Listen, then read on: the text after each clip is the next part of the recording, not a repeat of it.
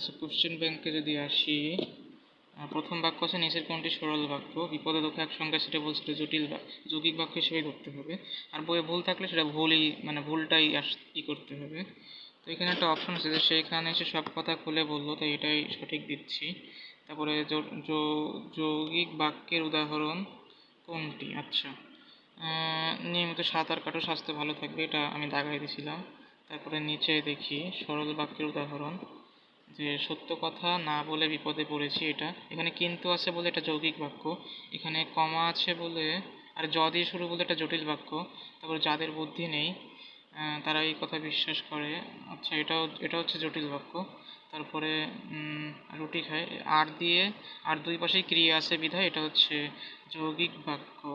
তারপরে লোকটি অশিক্ষিত কিন্তু, আচ্ছা এটা হচ্ছে যৌগিক বাক্য, কারণ কিন্তু আছে আর কমা আছে। তো উদয়ান্ত, এটা আমার দরকার নেই, এটা বইতে নাই, এটা দরকার নাই, এটাও দরকার নেই, বইতে নাই।